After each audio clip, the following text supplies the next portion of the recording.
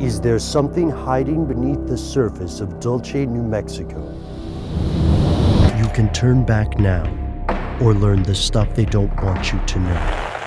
Welcome back to the show. Thanks for tuning in. That's Matt behind the camera. I'm Ben. That makes this stuff they don't want you to know. And this week, we've been looking at underground military bases around the world. Now, I don't want to say too much because I believe our video on this is coming out this Friday. However, Matt and I found the most fascinating story about an alleged underground military base in Dulce, New Mexico. Now, this has been something that you've been asking us to cover in more detail and more depth for some time. We tried to cover a little bit of it in our upcoming episode, but the story is so fascinating that we wanted to just cover it today in this vlog, and then probably cover some more of it in our audio podcast. So what's going on with Dulce, New Mexico?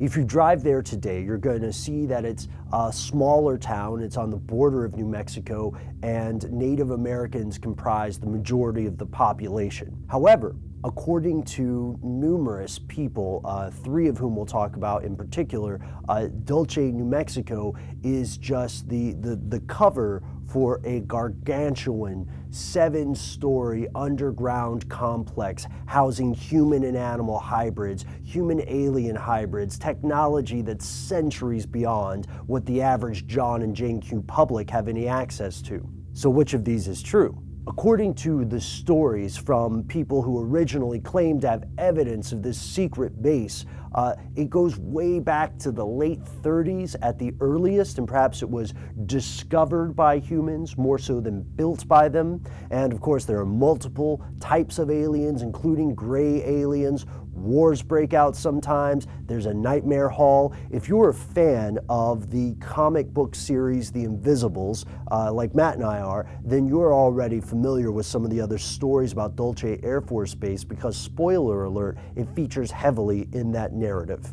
But another big question here is it possible that any of this is true? So let's look at the first of our three key players, a guy named Paul Benowitz. Paul Benowitz, very smart gentleman, studied physics up to the PhD level. He became convinced that the cattle mutilations that were occurring in the area around Dulce and the area where he lived were the result of alien intervention. When I say aliens here, I mean extraterrestrials.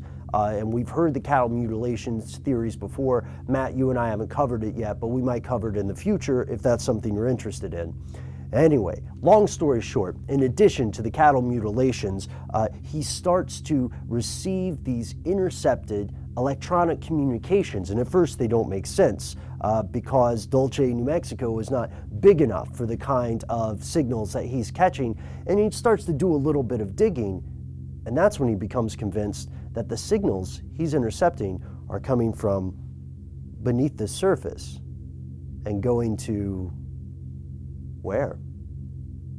And this is the point where the story of the Dulce secret base was really born. By 1982, Benowitz is spreading the story of this Dulce base that he believes he's discovered throughout the UFO community.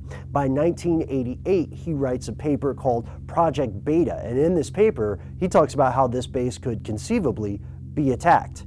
Now remember, he's just one of the three. The next one, and probably the most memorable one, is a guy named Phil Schneider. Now, Phil Schneider is someone that Matt and I are going to have to talk about on an audio podcast. He remains one of the most controversial figures in the conspiracy or the cover-up or the UFO community. Why? Well, his claims, first off, are extraordinary. So much so that even other people who would consider themselves UFOologists or have been considered on the fringe of things have dismissed his claims. Phil Schneider claimed to be personally involved with altercations with what he called gray aliens. He claimed that his father was a participant of the Philadelphia experiment. He claimed that he had one of the highest security clearances possible, not just in the United States, but on the planet overall. And he also claimed that he had seen just nightmarish things. He is one of the sources of the claims of human-animal hybrids and alien-human hybrids, and one of the sources of claims of differing types of aliens. He also gave the most specific information, or made the most specific claims about Dolce itself, that it was 2 miles underground, that it had space for hundreds of thousands of prisoners, humans and aliens. And the politics of extraterrestrial human interaction were also very important to him, and he went into detail about that. The problem is that for the skeptics and for people who already had a bias that made them want to believe his story, it seemed as though he could never provide concrete proof. Now, he did have wounds that he said he had received from a physical altercation with aliens that had a laser weapon of some sort, which he also said was far more advanced than human technology at the time. But there could be another way that he got this wound. People in the mainstream widely dismissed his claims. Phil Schneider died in 1966, and when Phil Schneider died, it was ruled a suicide. However, his wife and a couple of his confidants believed that there was something more nefarious at play, and they believed this because Phil Schneider had repeatedly said, "If I die, it'll look like a suicide," but it wasn't, or something to that effect. So his wife at this point or his ex-wife rather, is certain that there's more to the story. But Phil Schneider is not even the most mysterious or enigmatic of the few people claiming to have knowledge of the underground base at Dulce. Number 3, the alleged security guard, Thomas Costello. You'll sometimes see it spelled Castello, C-A-S, and Costello, C-O-S. Why did I say alleged security guard? Well, I guess you could assume that I mean maybe he is a security guard, maybe not. That's fair. But there's a big question about whether or not he exists at all. There are very few sources of this person. You'll see people claiming to be intermediaries for this guy on conspiracy forum sites and around the internet, but he also had numerous claims about these aliens. Now, he did also have a rumor that was spread, again, completely unconfirmed, that he was somehow given cancer and he was living in Europe under a false name to hide out. Matt and I would love to hear more about Thomas Costello if you have any reliable information about him, because we could find very, very little. And when we go to the story of the Dolce underground base, very, very little seems to be the motto that we keep running into, the mantra we have. Because for something so large, right, and something so technologically advanced and sociologically profound, it's very strange that there would be so little proof. To some people, that just proves that the case is real. But to other people, it seems that this has been a fabrication caught in an echo chamber.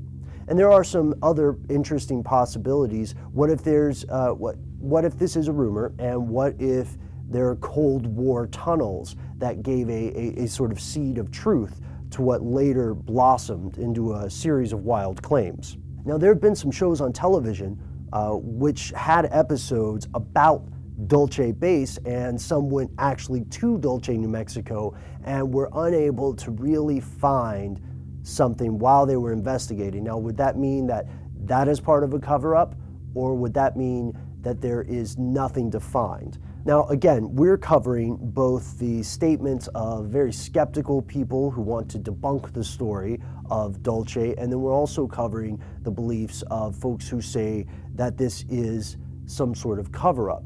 There have been other allegations, particularly against Paul B. and Phil S. regarding the state of their mental health. Now, we're going to explore that more in our audio podcast, and while we're working on that, we'd like to ask you for some help.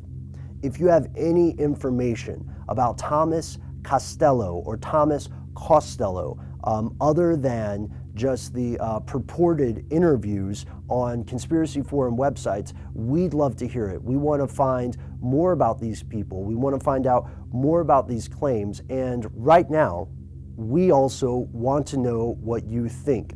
We've heard some really interesting allegations from other people in the UFO community that maybe this whole Dolce story is meant to discredit the UFO community at large. Maybe it's just something slid in there to make other stuff that is plausible or maybe even true sound like total crackpot theories. But what's your opinion? Is there a real secret beneath Dulce, New Mexico? We'd love to hear about it. Send us a Facebook, send us a Twitter. Check out our website, stufftheydon'twantyoutoknow.com, for all of our videos, all of our audio podcasts, our blog, and a few more surprises now and then. And you can always send us an email directly. We're conspiracy@discovery.com. Okay, no, let's keep it rolling. I have a feeling someone's still watching. Are you there? Good. If you're watching, then you're probably watching because you want to know what we'll cover next week.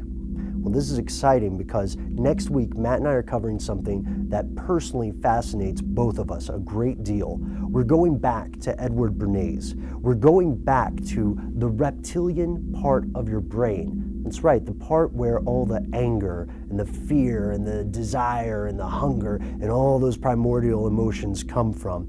And we're going to discover how people today are manipulating that part of your brain to make you buy whatever they want you to buy.